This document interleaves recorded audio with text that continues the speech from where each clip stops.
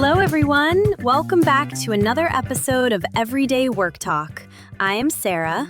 And I'm Ryan. We are happy you are here. This podcast is for people who want to improve their English for work or business and feel more confident in everyday conversations. Yes, here we practice real English for real work situations, and we keep the language clear and easy to understand. No long grammar lessons, just natural conversations you can use in any job. Today we are talking about a very popular job in many offices. We are going to do a mock job interview for a team leader position. A team leader. That is a very important role. It is the person who makes sure everything happens on time and everyone is happy. Exactly. Some people call this a project manager. It sounds very serious, doesn't it? It does. It sounds like someone who is very organized. My friends always say I am the opposite of a project manager. If we plan a trip, I usually forget my passport or my shoes. Haha, that is true, Ryan. I remember our last team lunch. You forgot the name of the restaurant and ended up at a bakery 3 blocks away. Yes, the bread was good, but I was very lonely. I definitely need more practice with organization and planning. Well, maybe this episode will help you. Today, we will show you how to talk about your skills and your experience in a professional way.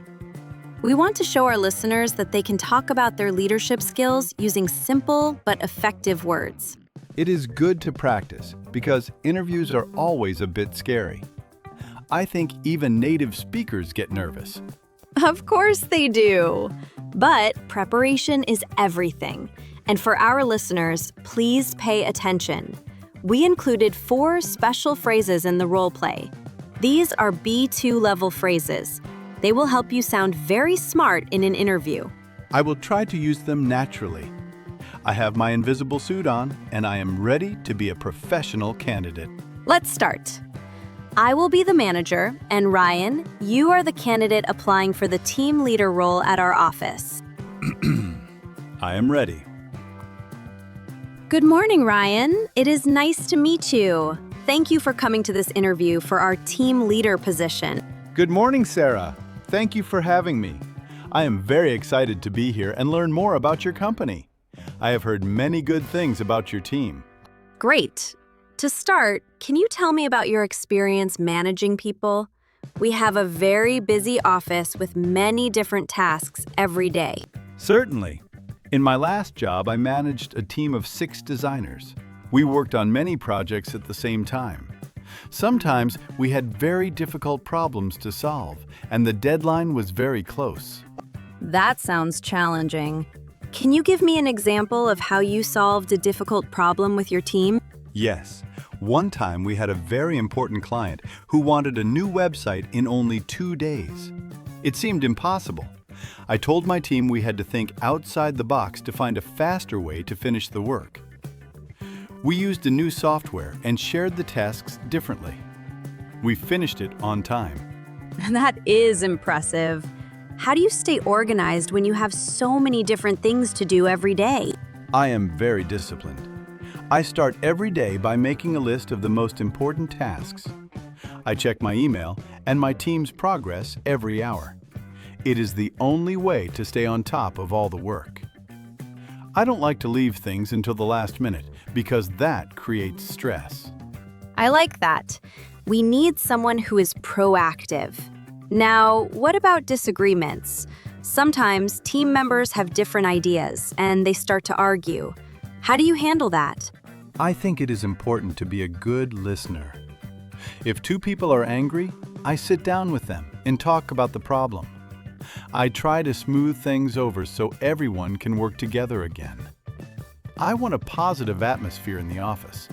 That is very important for us. And when a final decision is necessary, how do you handle that responsibility? I like to hear everyone's opinion first. I think a team is better when everyone speaks. But I know that, as the leader, I am the one who must call the shots in the end. I am comfortable making the final choice for the group after listening to the team. Thank you, Ryan. You gave very clear answers today. Do you have any questions for me about the company or the team? Yes. What is the most important quality you are looking for in a new team leader? We want someone who is reliable and can lead the team with a positive attitude. Thank you for your time today. We will call you soon. Wow. I feel like a real boss now. That wasn't so bad. I think I did okay. You were great, Ryan. You sounded very confident and professional. Maybe you should apply for a real management job soon. I think you are becoming very good at this. Maybe. But first, I need to understand those phrases we used. They sound very natural, but they are a bit difficult for new learners. You are right. Let's look at them closely so our listeners can use them too. The first phrase was, think outside the box. Think outside the box. I love this one. It is a very common idiom in American business. It means to think in a creative way. You don't just follow the old, normal rules. You find a new and original way to solve a problem. Exactly. It shows you are creative and clever.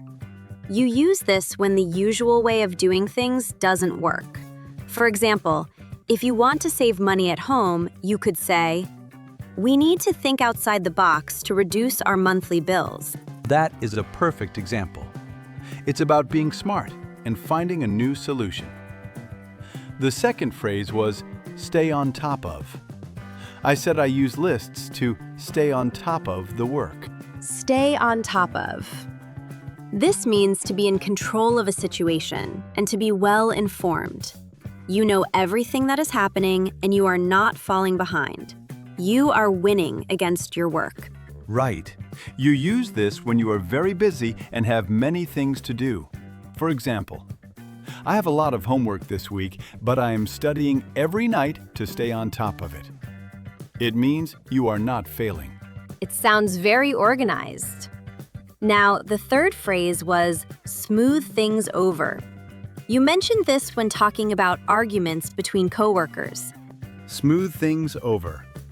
This means to make a problem or a disagreement less serious. You try to make people feel better or become friends again after an argument. You make the situation smooth instead of rough.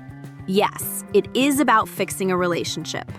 For example, I was late for our meeting, so I brought my boss the coffee to smooth things over. It's like saying sorry, but with an action. That usually works.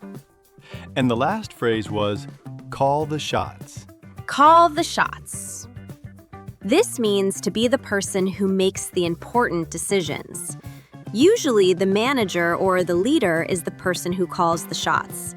They have the power. It means you are the boss. For example, in this project, Sarah is the one who calls the shots. So please ask her before you change anything. I like that example. Let's do a quick recap of the 4 phrases so everyone remembers them clearly.